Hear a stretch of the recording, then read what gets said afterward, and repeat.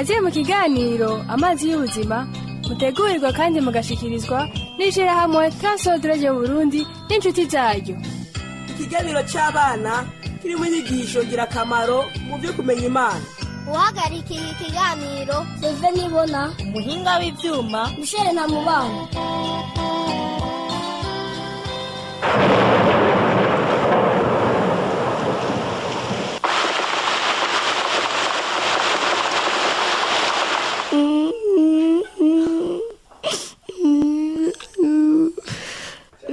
Buzoya, nyaruka winjire ngaha mwihema.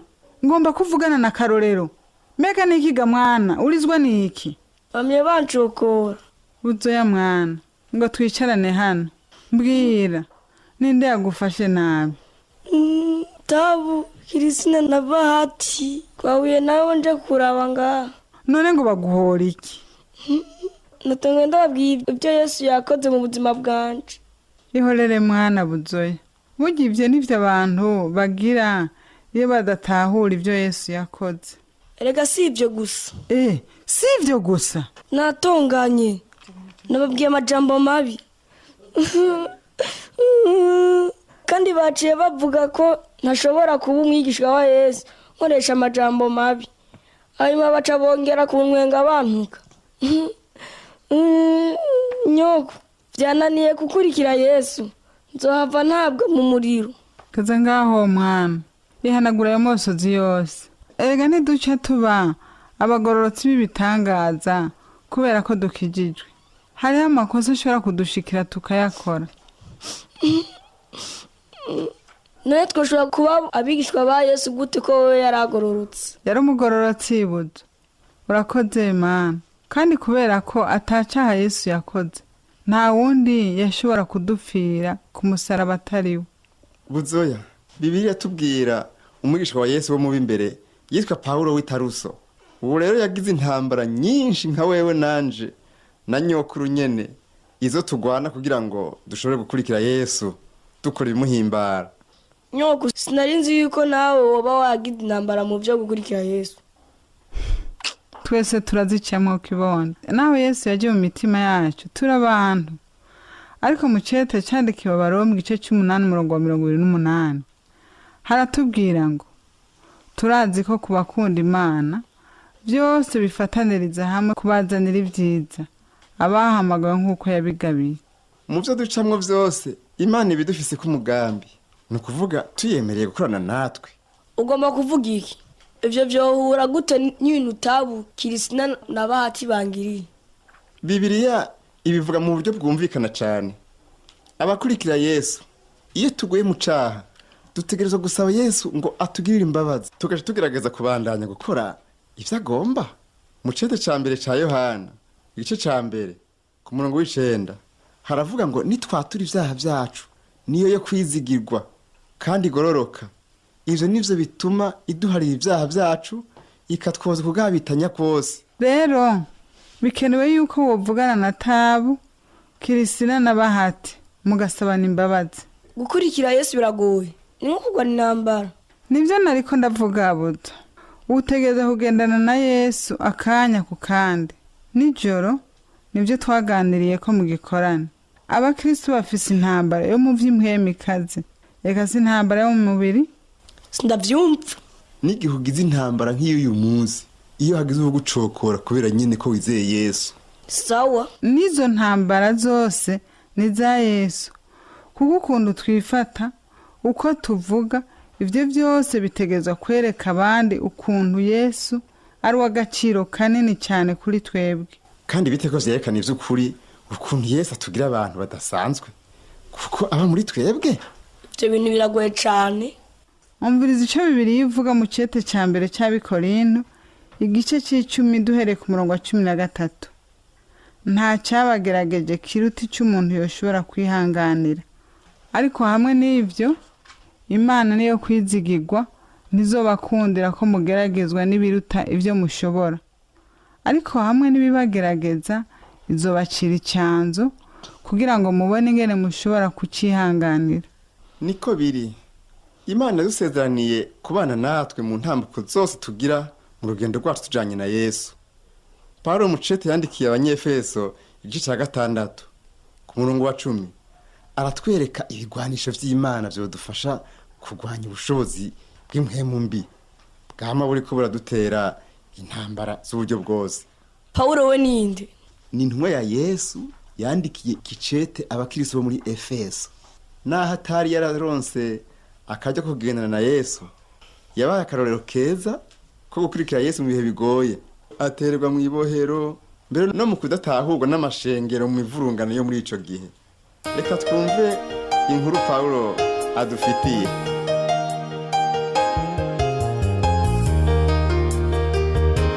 Twese nk'abana b'Imana kugira ngo dushobore guhagarara neza nk'abigishwa ba Yesu nuko twoba tuvyiteguriye. None tukwitegura gutega Pawulo?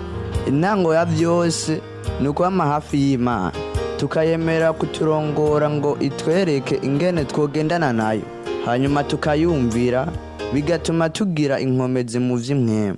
Rero ni nko kwikorera ibintu biremereye ukavyirukana ahantu harehare. Yego, mugabo ni mu vy'imwema, ni vyerekeye ukwizera. Ni nka kumwe vyansaba kumviriza ijwi ry'Imana ndiko nzira nje Damasiko. Imana yarampwikiye ndahuma atari kuyizigira. Ahandi ho nari guguma mfati bawe kunje iji Damasiko. Sawa Paul, tuzobikora, tuzogerageza gukomeza ukwizera kwacu mu kumvira ico Imana ivuze. Indira, sivyo gusa. Ivyo ntibikwiye. Ariko ntimubona ko nk'abakristo muzogwana intambara? Intambara? Nta ntambara ndiko ndagwana. Dufise abasoda benshi. Abana b'Imana twama turiko turagwana intambara mu buryo bw'impwemu. Sindavyumva neza. Dutegerezwa kwambara ibigwanisho nk'ababasoda b'Abaroma. Dutegerezwa kwama twiteguye. Ibuka ko Yesu yavuze ngo tube maso dusenge. Agomba ko tuba maso kuko azi yuko Satani yama yiteguye kutugwanya. Gukurikira Yesu rero biragoye. None tuzobishobora gute? Nivyo biragoye. Nico gituma dukeneye kwama twambaye ibigwanishwa vy'Imana. Nta kundi twonesha ibitero vya Satani. Ivyo bigwanisho bitegerezwa kuba ari bidasanzwe. Umviza ndakubwira ivyo bigwanisho. Dutegerezwa imisi yose kwizera ukuri. Kwama tuvuga ukuri kuzotubera nk'umukenyezi ufashe imyambaro yacu. Ubwo Pawulo ntiyasaze. Ikindi nuko dutegerezwa kugira imigenderanire myiza n'Imana. Dutegerezwa rero kwambara ukugororoka nk'inkinzo kingira igikiriza. Byokingira umutima wacu. Urabitoye. Igikurikira no kwambara ibirato bikenewe vyo gukingira ibirenge vyawe. Bituma wama witeguye kuja kubwira abandi ubutumwa bwiza bw'ijambo ry'Imana. None nico citigwanisha. Yego. Hanyuma igikurikira n'inkinzo yo kwizera. Tukizera ivyo Imana ishobora gukora mu buzima bwacu. Niyo ishobora kubuza imyampi ya Satani yakumuriro kudushikira. No kuvuga ko tudakwiye kwemera ibinyoma vya Satani. Yego. Hanyuma dukingira umutwe dukoresheje inkofero y'agakiza. Dufise ijambo ry'Imana ari ryo Bibiliya. Niyo nkonta mpwemu yera aduha. No kuvuga ko dutegerezwa gufata ku mutwe ijambo ry'Imana. Yego. Ijambo ryose dufashe ku mutwe ni nkota dushobora gukoresha mu kugwanya Satani iyo aduteye agomba kutubesha. None ivyo tubironka gute? Uburyo bwo kubironka no kuvyambara ni mu gusenga Imana ngo ibiduhe kandi idufashe mu ntambara. Ivyo tubikora ryari? Yesu yavuze ko dukwiye kuhora twiteguye turi maso nk'abasoda. Dukwiye gusenga ubudasiba. Dukwiye kuraba ko dufise ibigwanisho vyacu umwanya wose.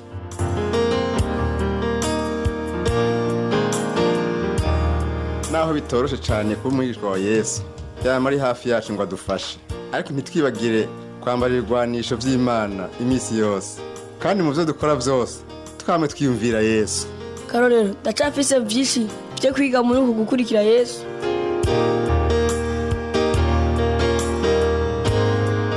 Erega nico gituma bikenewe kuza mu nyigisho z'abana bo kwimana imisi yose kw'Imana. Twemeye kuba abigishwa ba Yesu, dutegerezwa kwigishwa ngo tumenye uko agomba ko tugendana nawe. kugira ngo tube abigisha biwe beza. Niko biri Marita. Imbere yuko mutaha hari inkuru nagomba kubabwira. Yerekeye gukoresha ingabire Yesu yaduhaye. Ego, inkuru. Ni inkuru y'umuntu yakize.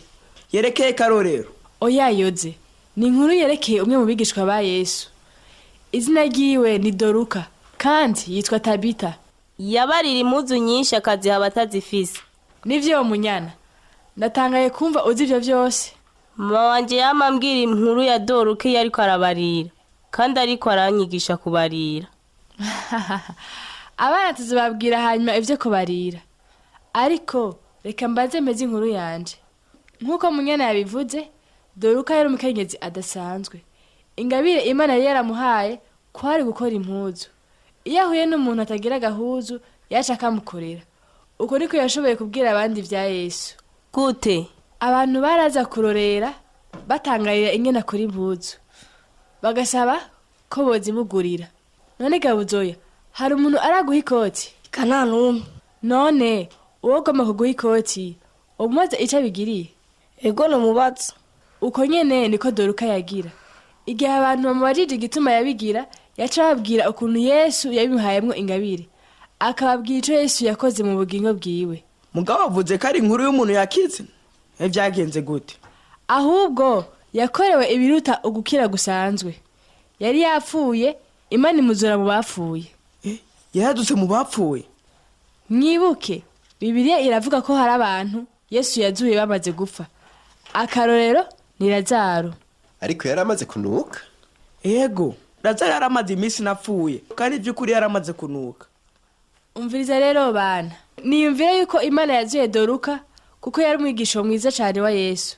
Imana yari izi ukuntu Doruka yumviriza ijwi ry'Imana kandi akayumvira, agakora ivyo igomba. Yari izi n'ukuntu azora tububasha bwayo mu buzima bwiwe. Mwiyumvire abantu bari biteguye kuvugana nawe uko bangana. Atari abagoma impuzu gusa, ariko bakeneye kumva ivy'ububasha bwa Yesu ashobora kuzura bapfuye. None, ninde tubwira iki inkuru twigisha? Ego Yozefu. Bitwigisha yuko dutegerezwa kumviriza icyo Imana ivuga, tugakora ivyo igomba, kandi tugakoresha ingabire twahawe mu kubwira abantu ivy'Imana. Neza cyane Yozefu. Hari ijambo riri mu cete ca Yakobo igice ca 222 ngo kandi mube abakora ivy'iryo jambo, ntimube abaryumva gusa mwibesha. Turarangije inyigisho z'uyu munsi.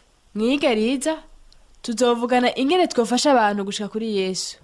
Mu mpera z'iyinga turashobora gufata umwanya wo gufasha se wa Buzoya. Aragwaye cyane. Ico ni iciyumviro ciza. Nitwagaruka mu ndwiza tuzokivuganako. Mugire ibihe vyiza tuzosubira.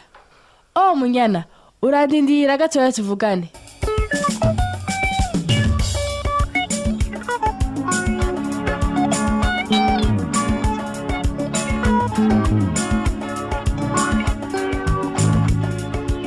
Wumvise ivyo mama missionnaire andondereraga Marita? Emwe, nawe uwo mwigisha aragukunda.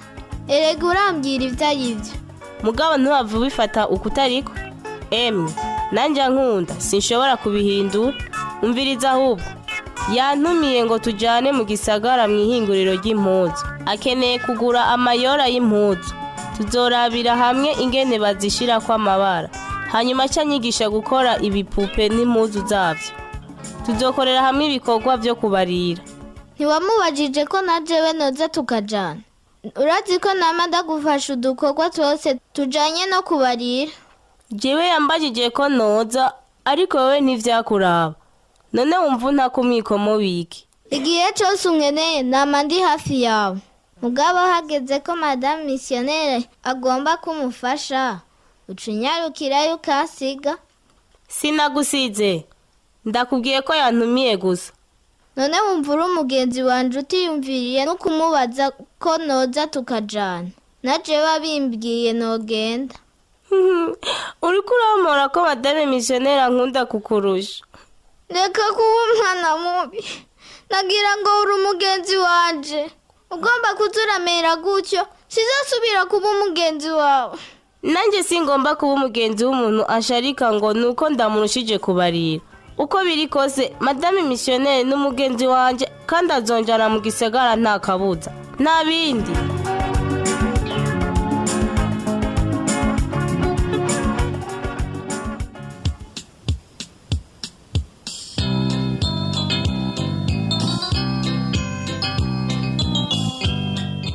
Ico kiganiro amazi y'ubuzima mwagishikirijwe n'ishirahamwe Transworld Radio Burundi n'inshuti zaryo.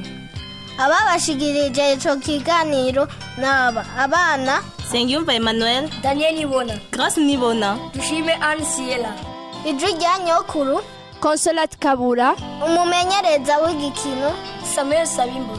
hari ico bagomba kubaza canke gutunganira twandikire Transworld Radio Burundi agasanduku ka posita 1140 Bujumbura. Itelefone ni 22 24 26 57. Murakoze.